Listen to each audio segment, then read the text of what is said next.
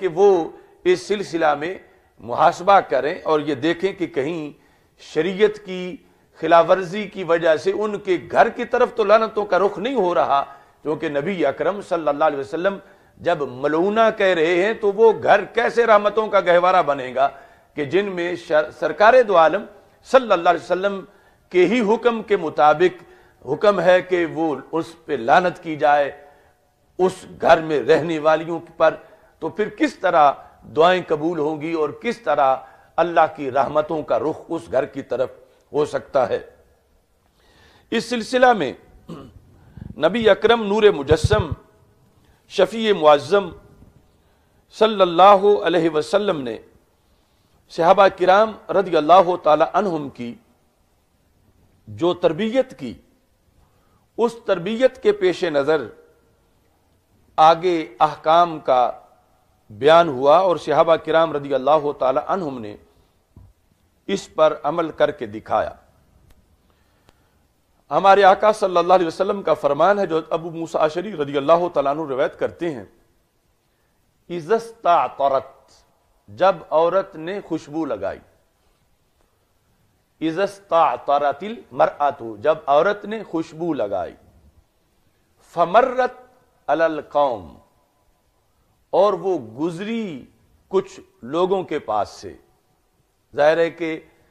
بازار میں گلیوں میں غیر محرم لوگ بیٹھے ہوئے ہیں اور یہ اگرچہ چہرہ ڈھانپ کے گزری ہے مگر اس کی خوشبو نے ان کو متوجہ کیا ہے۔ اس حدیث میں ہے لیجدوا ریحھا، کہ وہ گزری اس لیے ہے کہ وہ بھی اس کی خوشبو محسوس کریں، اور دوسری حدیث میں یہ ذکر ہے کہ جس میں اس نیت کا بھی ذکر نہیں بلکہ یہ ہے کہ گھر سے نکلتے ہوئے اس نے خوشبو لگا لی اور جانا مسجد چاہتی ہے، تو رسول اکرم صلی اللہ علیہ وسلم نے ایسی عورت کے لحاظ سے شدید مذمت کرتے ہوئے زانیہ کا لفظ اس کے بارے میں استعمال کیا،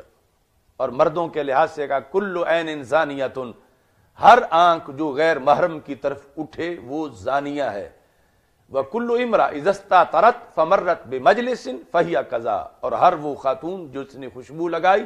اور پھر وہ گزری۔ اب یہاں وہ لام تعلیل کا نہیں ہے اس حدیث میں کہ اس نے لگائی اس لیے تھی یا گزری اس لیے تھی کہ لوگ جو ہیں اس کی خوشبو کو محسوس کریں، بلکہ اس نیت کے بغیر گزری لیکن خوشبو لوگوں تک اس کی پہنچی، تو رسول اکرم صلی اللہ علیہ وسلم نے یعنی اس کردار کو بھی بدکاری کے زمرے میں شمار کرتے ہوئے اس سے نفرت کا اظہار کیا۔ یعنی یہ وہ چیزیں ہیں کہ جن کو آج کسی جرم کی لسٹ میں شمار ہی نہیں کیا جاتا کہ یہ بھی کوئی غلطی ہے یا اس پر بھی کوئی والدین کسی کو ڈانٹ دیں اور یا اس کے لحاظ سے کسی کو کوئی روکا جائے۔ تو حضرت ابو ہریرہ رضی اللہ تعالی عنہ ان سے یہ مروی ہے کہ کیونکہ صحابہ جب انہوں نے جو چیزیں سنی پھر ان کو لاگو کیا، پھر رسول پاک صلی اللہ علیہ وسلم کے وصال کے بعد بھی بھرپور طریقے سے پابندی اس پر کروائی، تو سنن ابی داؤد کے اندر اور سنن نسائی کے اندر یہ حدیث شریف موجود ہے کہ حضرت ابو ہریرہ رضی اللہ تعالی عنہ گزر رہے تھے۔ اب ظاہر ہے کہ اس وقت یہ بابا جی تھے، عمر بھی یعنی بڑی ہو چکی تھی رسول پاک صلی اللہ علیہ وسلم کے وصال کے کافی سال بعد۔ لاقیتہ امرأۃ وجد منہا ریح الطیب، تو ایک عورت کا گزر ہوا آپ کے پاس سے تو آپ کو اس سے خوشبو آئی، تو آپ نے فرمایا یا امۃ الجبار، اے اللہ کی بندی، جئتی من المسجد، تم مسجد سے واپس آ رہی ہو؟ قالت نعم، تو اس خاتون نے کہا کہ ہاں۔ اب یہ دور صحابہ ہے، آگے یعنی دور تابعین شروع ہو چکا ہے، تو وہ عورت کسی میلے سے یا بازار سے واپس نہیں آ رہی تھی، مسجد سے واپس آ رہی تھی۔ حضرت ابو ہریرہ رضی اللہ تعالی عنہ نے یعنی یہ محسوس کیا قرینے سے کہ قریب مسجد تھی، تو کہا کہ مسجد سے آ رہی ہو واپس؟ تو انہوں نے کہا ہاں مسجد سے آ رہی ہوں۔ قال وَلَهُ تَطَيَّبْتِ، یہ خوشبو تم نے مسجد میں آنے کے لیے لگائی تھی؟ قالت نعم، تو انہوں نے کہا ہاں، یعنی چونکہ خوشبو جمعے کے دن لگانا مردوں کو جو حکم ہے، تو یعنی وہ پاک باز خاتون جو ہیں انہوں نے کسی اور مقصد کے لیے خوشبو نہیں لگائی تھی، مسجد کے لیے خوشبو لگائی تھی۔ قالت نعم، اب حضرت ابو ہریرہ رضی اللہ تعالی عنہ نے کہا، عجیب طریقے سے حدیث بیان کی، فرمایا انی سمعت حبی ابا القاسم صلی اللہ علیہ وسلم، میں نے اپنے محبوب حضرت محمد مصطفیٰ صلی اللہ علیہ وسلم سے سنا ہے۔ حبی یعنی یہ احساس ان کو بھی دلوایا کہ جو ذات تمہارے بھی محبوب ہیں میرے بھی محبوب ہیں، ہمارے رسول صلی اللہ علیہ وسلم ہیں، میں نے اپنے کانوں سے ان سے یہ سنا ہے، یعنی درمیان میں کوئی شک کی گنجائش نہیں ہے۔ رسول پاک صلی اللہ علیہ وسلم نے یہ ارشاد فرمایا تھا، لا تقبل صلاۃ الامرأ، کسی عورت کی نماز قبول نہیں ہوتی۔ کون سی عورت؟ تطیبت لہذا المسجد، جو اس مسجد میں آنے کے لیے خوشبو لگا کے آئی۔ اور یہ کوئی خصوصیت نہیں کہ صرف اس مسجد کا، حالانکہ وہ مسجد اگر مسجد نبوی شریف تھی یا اور کوئی مسجد، تو ہمارے عرف کی مساجد میں تو اس سے یہ کہیں زیادہ خطرات ہیں اور برکتیں تھوڑی ہیں، اور وہ اتنی برکت والی مسجد، تو جب ظاہر ہے کہ رسول پاک صلی اللہ علیہ وسلم نے لحاظ المسجد فرمایا تو وہ مسجد نبوی شریف تھی، اور خود سرکار دو عالم صلی اللہ علیہ وسلم کا زمانہ اقدس ظاہری حیات کا ہے، تو سرکار فرما رہے ہیں کہ لا تقبل صلاۃ الامرأ، اس عورت کی نماز قبول نہیں کی جاتی اللہ کی طرف سے، تطیبت لہذا المسجد، تو اس مسجد میں یعنی مسجد نبوی شریف میں آنے کے لیے خوشبو لگائے، حتی ترجع، کب قبول ہوگی؟ فرمایا وہ واپس گھر جائے، فتغتسل غسلها من الجنابہ، اس خوشبو کو زائل کرنے کے لیے غسل کرے، اور غسل بھی وہ بھرپور طریقے سے جو غسل جنابت کیا جاتا ہے، جنابت کی وجہ سے جو غسل کیا جاتا ہے، تو پھر اس کی نماز قبول ہوگی، ورنہ اس کی نماز قبول نہیں ہوگی۔ اب یہ سوچنا چاہیے کہ ہمارے عرف کے اندر مسجد کے لیے نہیں، کسی فنکشن کے لیے، کسی بازار سے گزرنے کے مقصد کے لیے جو عورت نکلی ہے، اگرچہ خوشبو لگانے میں اس کی کوئی اور بدنیتی نہیں ہے، صرف بازار جانا مقصد ہے، یا پھر آگے کوئی فنکشن ہے، یا عورتیں میلے میں جا رہی ہیں، یا کہیں جہاں مرد و زن کا اختلاط ہے وہاں جا رہی ہیں، تو یہ کتنی بڑی آگ ہوگی کہ رسول پاک صلی اللہ علیہ وسلم نے تو رحمتوں کے گہوارے مسجد نبوی شریف میں خوشبو لگا کر آنے والی خاتون کو بھی یہ فرما دیا کہ تیری تو نماز ہی قبول نہیں ہوگی جب تک تم واپس گھر جا کے غسل نہیں کرو گی، اور غسل بھی وہ کہ جو جنابت کی وجہ سے غسل کیا جاتا ہے۔ تو اس سے آج اندازہ لگانا چاہیے کہ رسول پاک صلی اللہ علیہ وسلم کی ظاہری حیات میں کتنا معاشرہ مقدس ہے، کس حد تک رحمتیں برس رہی ہیں، کس حد تک امن ہے سوسائٹی کے اندر، کس حد تک فسق و فجور کا خاتمہ ہے۔